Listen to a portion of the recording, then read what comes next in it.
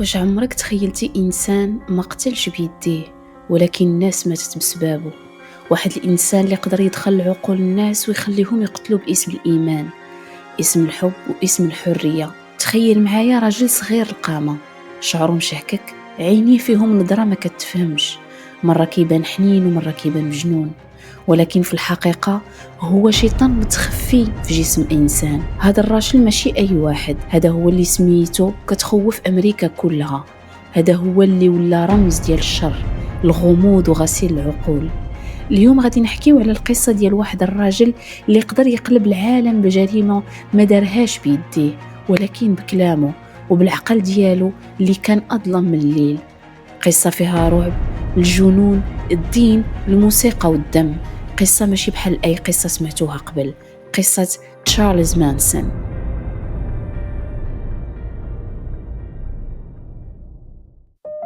ودابا قبل ما نبداو في التفاصيل ديال القصة اللي غادي تصدمكم، ديروا لايك للفيديو وتابوناو في القناة.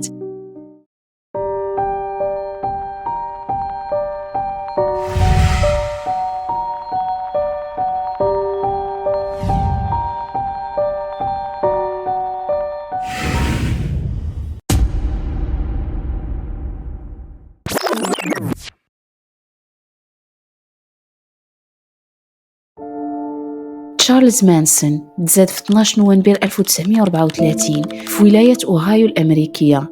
من أول يوم في حياته الدنيا ما كانتش رحيمة معاه. الأم ديالو كاثلين مادوكس كانت صغيرة بزاف، كان عندها 16 سنة وكانت معروفة بالإدمان على الشراب والسرقة. والأب ما كاينش في الصورة، راجل غبر من أول لحظة وخلاها بوحدها. تخيل معايا طفل صغير ما كيعرف شكون باه وكيعيش في الفقر والجوع والعنف. كاتلين ما كانتش أم مثالية، بالعكس كانت كتخليه بالأيام بلا ما تسول فيه، وحتى مرات كانت تقدر تبيعه مقابل شراب أو شوية الفلوس. وهادشي اللي خلى تشارلز يكبر بقلب مظلم ومعقد. في عمر صغير بدا كيتعلم الكذوب، السرقة، وكيفاش ينجا بأي طريقة. ما عمرو حس بالأمان ولا الحب ولا الحنان. وفي المدرسة كان ديما انطوائي، ما كيهضر مع حتى شي واحد، كيقلب وكيشوف نظرات في العيون ديال الناس بطريقة كتخليهم يخافوا منه. في عمر 13 سنة سرق أول دار في حياته، تشدت معاه الأم ديالو حتى هي، اللي شدوها في حالة أخرى ديال السرقة. من تما الدولة خدت القرار بأن الولد خاصو الإصلاحية، مشاو به الإصلاحية الأحداث، ولكن تما ما كانش إصلاح، كان جحيم. الضرب، العنف، التحرش والصراخ. تشارلز تعذب وبدا كيتحول من طفل اللي مظلوم إلى كائن بارد كيكره الناس وكيحس براسو فوق الجميع. كان كيدير خطة واحدة في دماغه، يا أنا نتحكم يا الناس يتحكموا فيا. وفاش خرج من الإصلاحية ما تبدلش، بالعكس ولا فيه الخبث بزاف. بدا يدخل ويخرج من الحبس على جرائم اللي صغيرة، سرقة السيارات، تزوير أو تعديد. ولكن وسط هذه الفوضى كلها كان عنده موهبة واحدة خطيرة، كان كيعرف كيفاش يتلاعب بالعقول.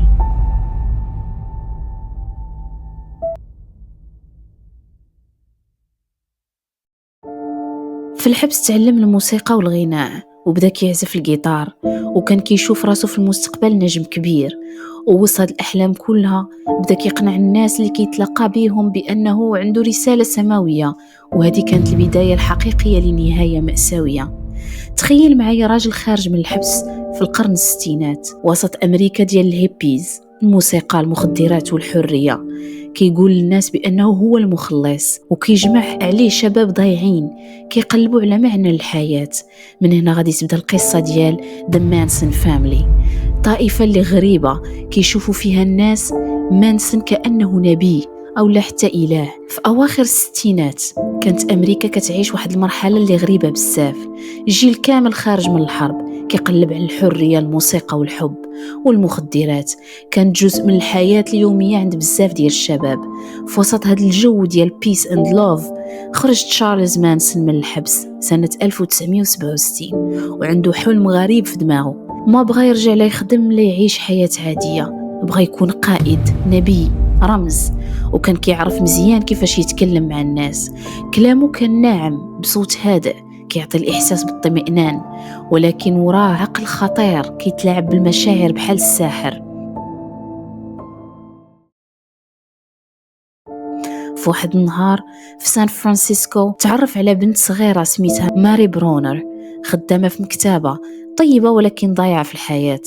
قدر يدخل القلب ديالها بالكلام وقال لها أنه كيعرف أسرار الكون وأن الناس عايشين في العالم الغلط وهو جا باش ينقذهم. ماري ما صدقاتش من أول مرة، ولكن الطريقة اللي كيهضر بها النظرة ديالو خلاوها تحس بشي طاقة غريبة.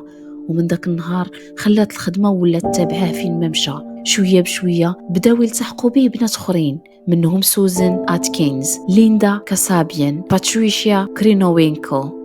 كلهم بنات ضايعين ما عندهمش عائلة، كيقلبوا على الحب والانتماء. وتشارلز مانسون عطاهم هذا الإحساس، قال لهم أنا عائلتكم جديدة وأنا نبيكم. وهكا تزادت طائفة ديال مانسون فاميلي. مانسون كان كيسكنهم في مزرعة قديمة بعيدة في الصحراء ديال كاليفورنيا، السمية ديالها سبان رانش.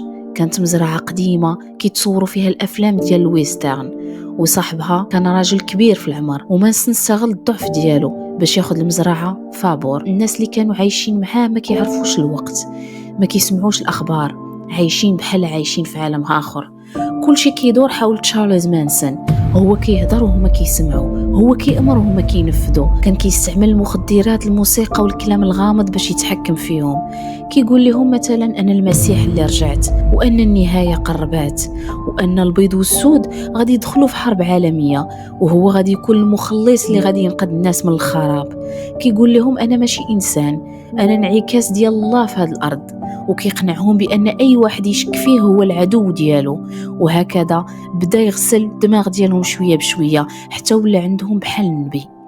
في المزرعة كانت الحياة غريبة، حفلات ديال الموسيقى، الرقص، المخدرات والغناء. ولكن وسط داك السلام الظاهري كان كاين واحد الظلام اللي كيكبر شوية بشوية.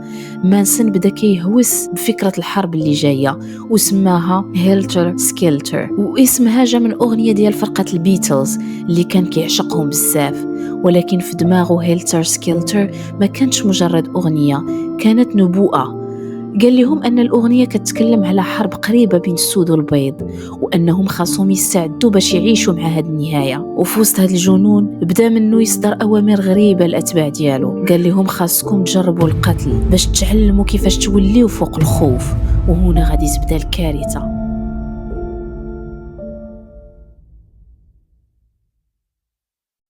هذه المرحلة كانت الشرارة اللي بدات من بعد أعنف سلسلة جرائم عرفها التاريخ الأمريكي، جرائم غادي تصدم العالم كله وتخلي تشارلز مانسون يدخل التاريخ كواحد من أخطر العقول الإجرامية في العصر الحديث. مع مرور الوقت مانسون بدا كيعطي الأوامر للتباع ديالو باش يرتكبوا الجرائم، وقال لهم أن قتل الناس غادي يسرع هيلتر سكيلتر، الحرب اللي هو تصورها بين السود والبيض.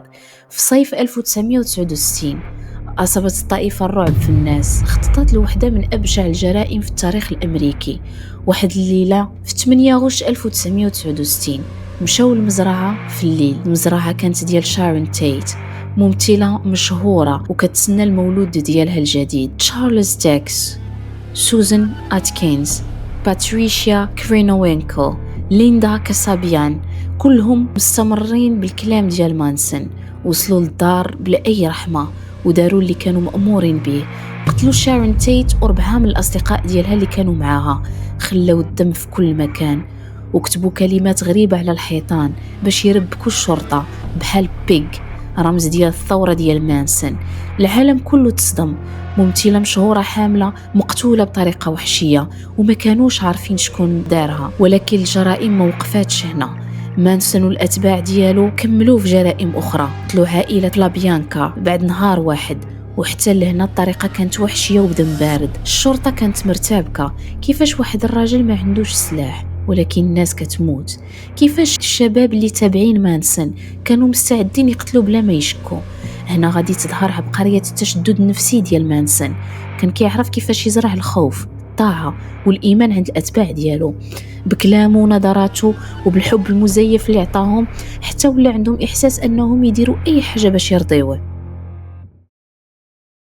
هاد الجرائم المروعة خلات أمريكا كلها كتقلب على الجونات، ووسط البحث والتحقيق الشرطة بداو يوصلوا لمانسون وأتباعه، ولكن مانسون نفسه كان ذكي، كيتنقل وكيتخبى حتى وصل اليوم اللي غادي يكون فيه المواجهة مع القانون والمحاكمة. منين شدات الشرطة مانسون والأتباع ديالو بدا واحد من أكبر المحاكمات في التاريخ في أمريكا، محاكمة اللي جابت العجب والناس كاملين كانوا متشوقين يعرفوا شنو وقع. مانسون الرجل اللي كان مركز كل شيء في حياته مع الأتباع ديالو جلس في القفص بلا أي شعور بالخوف وابتسامة صغيرة على وجهه. الصحافة كانت بزاف، الكاميرات مسيطرة على القاعة والمواطنين متجمعين حتى برات المحكمة باش يشوفوا هاد الوحش بعينيهم. الجرائم كانت واضحة، جريمة شارون تيت و4 من الأصدقاء ديالها، جريمة لابيانكا، سلسلة أخرى من أعمال العنف اللي نفذوها أتباع ديالو. ولكن ما هادشي اللي صدم العالم، اللي صدم الناس هو الطريقة اللي تصرف بها مانسون في المحكمة. كان كيغني الأغاني الغريبة، كان كيهضر على هيلتو سكيلتر بلا توقف، مرات كان كيبكي ومرات يضحك بطريقة غريبة، كان كيشطح في الحبس وكيهضر للصحافة مباشرة. المدعي العام كان محبط، قضاة مستغربين، حتى المحاميين ديالو ما عرفوش كيفاش يتصرفوا. وسط هذه المسرحية كلها مانسون قدر يبين للناس أنه كيتحكم في العقول حتى في الحبس، وأن أتباعه مستعدين يموتوا باسمه حتى بلا ما يشكوا. وفي نهاية المحاكمة تم الحكم عليه بالإعدام، ولكن بعد ما تم إلغاء عقوبة الإعدام في ولاية كاليفورنيا تحول الحكم إلى السجن مدى الحياة. مانسون بقى في السجن أكثر من 40 سنة، ومع ذلك حتى من بعد الوفاة ديالو في 2017 العالم بقى كيهضر عليه. كيفاش واحد الإنسان قدر يخلق طائفة كاملة ويقودها للقتل بلا ما يستخدم القوة المباشرة غير بالكلام، النفسية والسيطرة على العقول. الدرس الكبير من القصة ديالو هو العقل البشري هش، وكلام واحد خبيث يقدر يدمر حياة ديال الناس كاملين. والتاريخ عمره ما غادي ينسى تشارلز مانسون والأتباع ديالو.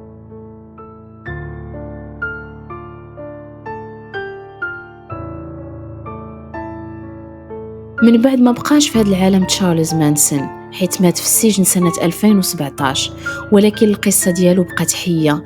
كيفاش واحد الإنسان قدر يسيطر على الناس ويخليهم يقتلوا الناس اللي تابعوا معاه. بعضهم بقاو في الحبس مدى الحياة، وبعضهم خرج بعد عقوبات طويلة، ولكن حتى بعد الخروج أثر مانسون عليهم كان لا يمكن تمسح بسهولة.